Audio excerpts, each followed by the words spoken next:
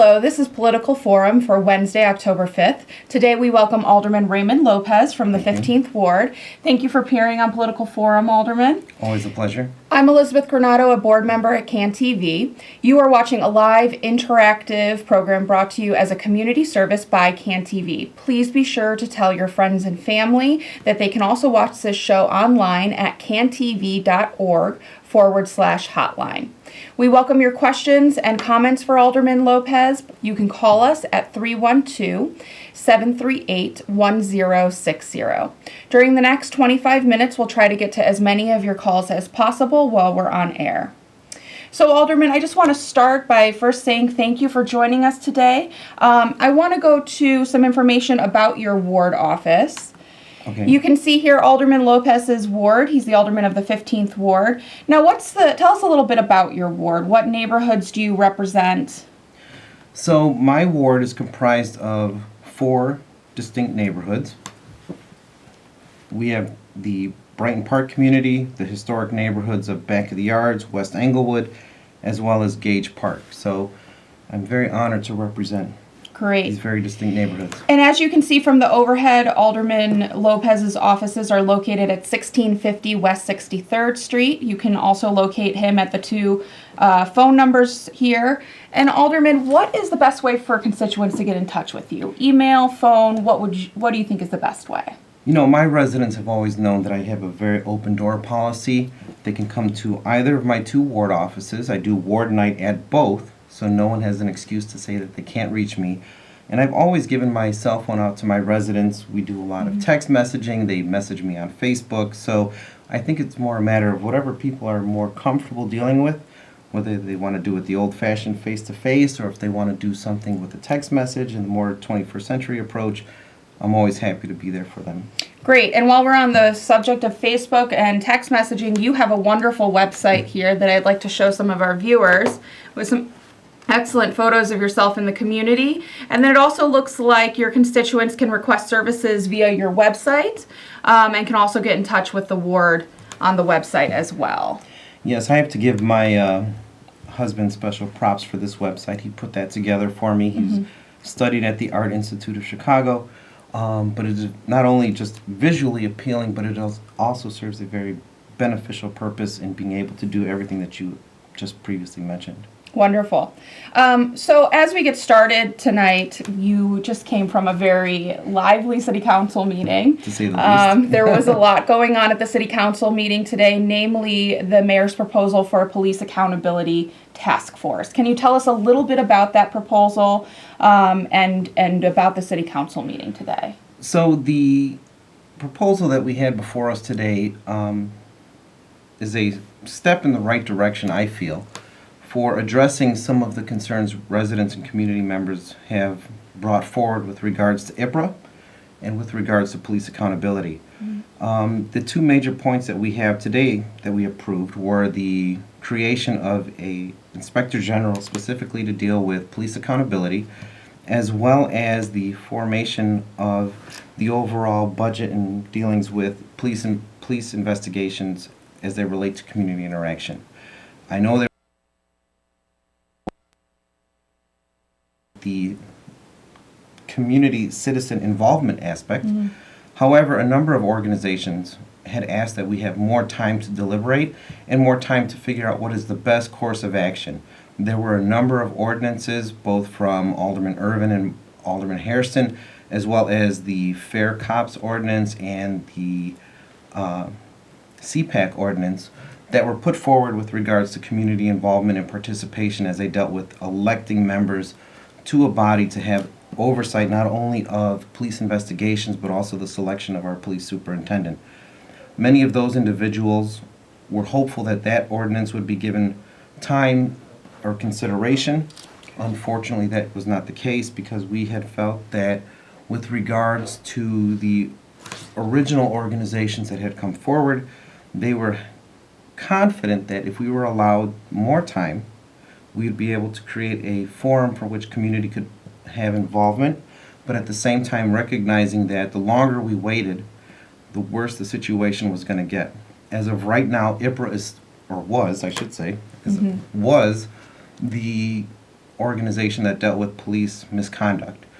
That organization, that city entity, was bleeding its resources as members were leaving in fear of having nowhere to go once change was happening, which means we were seeing a dramatic slowdown in the amount of resolutions.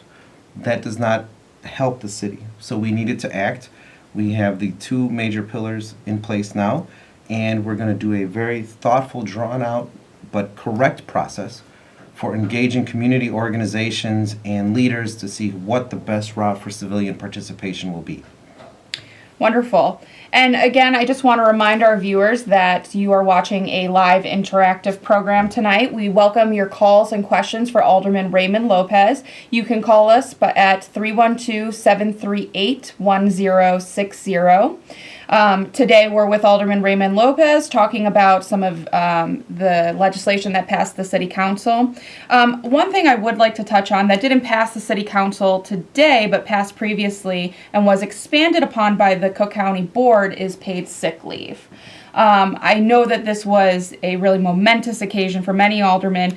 Do you think that the paid sick leave ordinance is a step in the right direction for our city?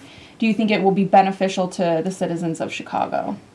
As someone who has benefited from paid sick leave, I know personally, firsthand, what the benefits are of being able to know that if you are sick, if you are ill, if there's a situation that requires you to be away from work because of medical reasons, that your job is secure and that you're still going to have some semblance of an income coming while you are in the recovery. I think this is a great day. I'm very proud of our Cook County commissioners. I know there were some businesses that were leery because it left an unlevel playing field outside of now Cook County. But we have to look at it from the perspective that when the state fails to act, when the federal government fails to act, we must be the models for which everyone else can turn to and look and see that this is what is morally right and good business for both the city and now for the county. Great. And we do have a caller on the line. Caller, go ahead with your question. Hi, Alderman. My question is regarding what you were talking about earlier, a bit touching on violence in the community and community involvement. Reminded me earlier this year I read something about something you were working on regarding bringing down bad buildings. And so my question was, what's being considered a quote-unquote bad building? And if there is a bad building that I'd like to report or something that I'm worried about, how can I get that information to you? Well, first off, thank you for the question. I believe, for those of you who are not aware, one of the initiatives that I've put forward in my efforts to stem some of the violence in my communities is to hold landlords accountable for their tenants. The city currently has an ordinance that says that if a landlord knows that his or her tenants are nuisances to the community, we can hold the landlord just as responsible for the actions of the tenants as we would the tenants themselves. I am more than happy to take any kind of information because I know throughout all of our neighborhoods we have thousands of good families just trying to achieve the American dream of providing for their family, providing for their future, and looking forward to just peaceful neighborhoods. But there's always usually one or two persons or buildings that detract from that. So what I would recommend to you is to contact either of my offices, whichever is more convenient or easier for you, with the information and the correct exact building address in question, so that we may begin the process of working with the Chicago Police Department to use whatever nuisance laws we have available to do what we need to do. One example is in Brighton Park, there are a set of 3 apartment buildings that immediately come to mind where we have known gang members and prostitution all operating out of these 3, owned by the same individual. And residents and I, in coordination with the Chicago Police Department and the Department of Buildings, were able to fast track this under the nuisance laws to get the message directly to the landlord stating that you are going to be held responsible, just as if you were the one doing the gangbanging or having the brothel on the block. And it has been very effective. The landlord was immediately brought in, and now we're going to be able to shut those buildings down under those laws. So whatever building or block that you have this issue on, I'm more than happy to address that at either one of my ward offices. Wonderful. And again, I just want to give some information for Alderman Lopez's ward offices. You can contact him at 773-306-0837, or you can contact him at his second ward office on 47th Street, which is 773-823-1539. And we are going to show that information again. Alderman, I just want to kind of switch gears for a second and talk a little bit about CPS. So the Chicago Teachers Union and their members have approved a strike. There is the potential that they may strike when we come back from the Columbus Day holiday. What do you think we can do to alleviate some of the issues that we're facing in CPS right now? And particularly for some of your constituents, what should they be prepared for looking forward to this strike and any potential alternatives for childcare in the area? Well, I think for starters, the situation with CPS is an unfortunate one because, as I know the mayor has stressed and a number of my colleagues have stressed, it all comes down to the money. And there are a number of proposals put in place, whether it's the TIF surplus or others, calling for additional funding for our students so that we can get to a $5,000 per student threshold. Many of my schools in both the Brighton Park and Back of the Yards and Gage Park communities are seeing huge surges in their populations, while some of my schools in my other communities are seeing declines. That said, across the board, all of them are losing money. And this does not help us with this current situation. I believe that we need to find a way to address some of the funding issues. Now, with regards to the TIF surplus, I'm open to ideas that put more money in our schools, but unfortunately, even that idea would be a one-shot deal. We need a long-term strategy for dealing with our kids in a fair and equitable way, not only in Chicago, but across the state. It is simply not fair that Chicago taxpayers are hit twice, particularly when it comes to pensions, both having to support our own teachers' pensions, which I think many of us would agree is a good thing, but also supporting the pensions of people throughout the state of Illinois when they do not do as much to help support our school system. And I think that is something that we need to address. I think with regards to the CTU and the teachers and their strike, I respect their decision to do it. That is their collective right. But right now in my communities, we are dealing with a number of our churches and other parks, libraries, and institutions to find ways to keep those kids safe for the duration of the strike. It is no secret, my neighborhoods are routinely in the news for violence because of gangs, because of drugs, and because of other things. And it is my mission to ensure that while protecting the integrity of the CTU's decision to strike, my children and my families will be safe. We've had very good conversations with our park district, our libraries, and even some of our schools who obviously will remain open to ensure that all of those options are available to them. And we continue to work with other institutions such as our churches and whatnot to try and make as many doors open to receive our children as possible. Wonderful. And speaking about crime and gang violence and gun violence, this has been a particularly violent year for Chicago, and many communities have been very negatively affected by some of this. Can you tell us a little bit about what you're doing in your ward to combat these issues, and what constituents in your ward can do to help you with that? We have to approach crime from multiple fronts. I think the first part is enforcement. The first part of this year, I actually called the Cook County Sheriff to come and assist my police districts in the Brighton Park and Back of the Yards communities to have a greater presence, but also to help reassure residents that we were doing everything we could to address some of their concerns.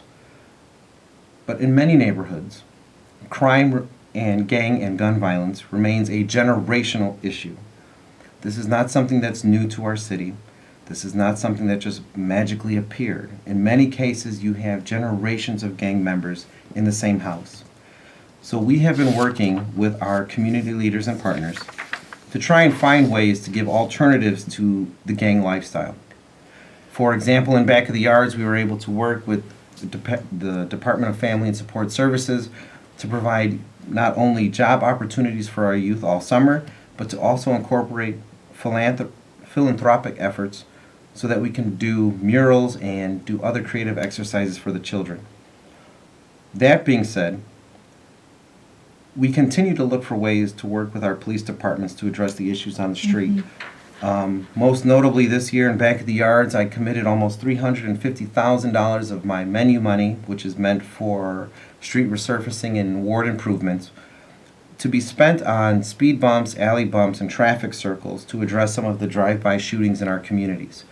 In Brighton Park, we've had numerous prostitution and anti-prostitution and gang rallies for the past 8 weeks now, having a significant impact on the operations that we are targeting.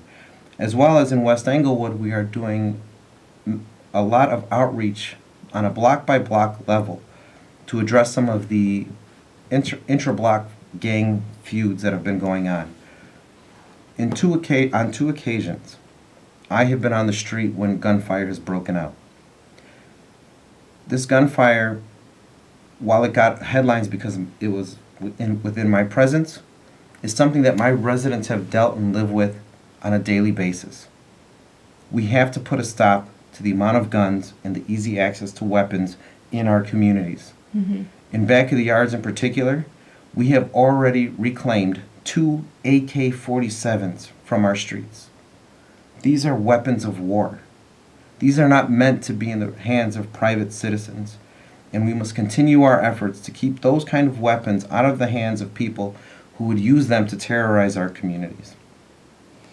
Thank you for that. And again, I just want to remind everyone that you're watching Political Forum.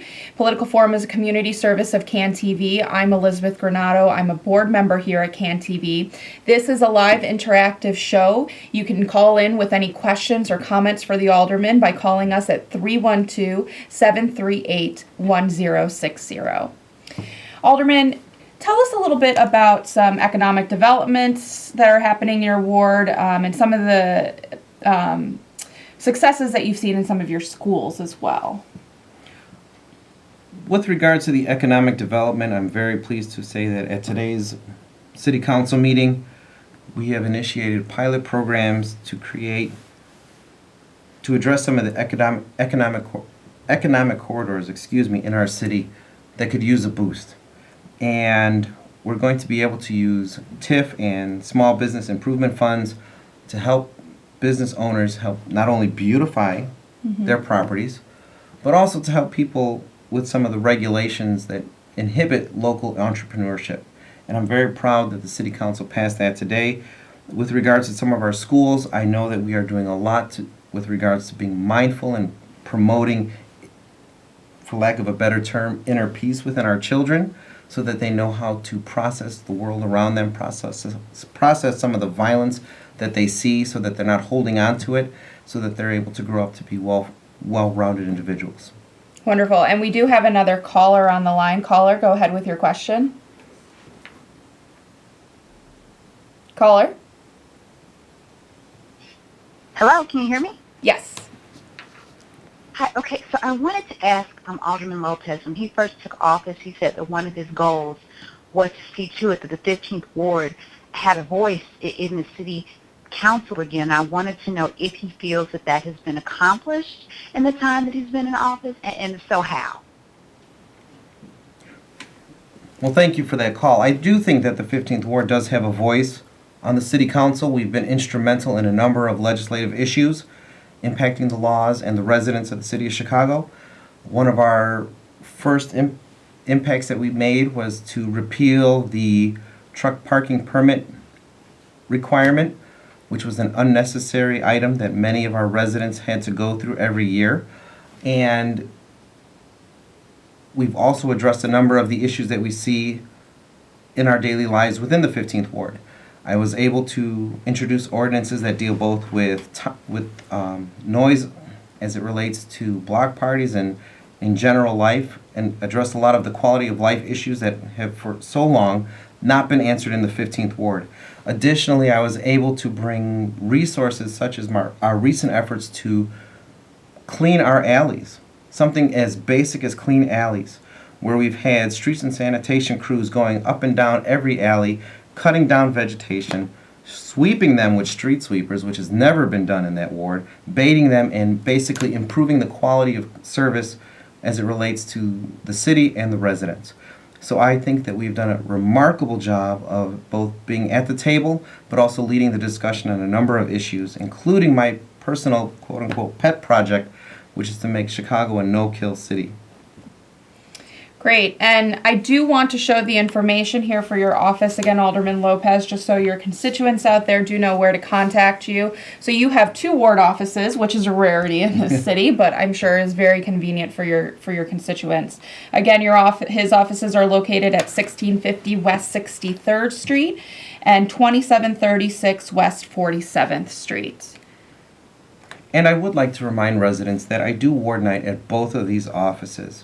Residents are welcome either on Wednesday to join me at the 63rd Street location or Thursdays to join me at the 47th Street location. One of the big issues that I heard during my campaign was that we wanted an alderman that was accessible. Not only through 2 offices, but through 2 weekly ward nights, I remain accessible, no appointment necessary, to be there to hear and speak directly with my residents to address their concerns. And we do have one more caller on the line. Caller, go ahead with your question. Hello? Hello?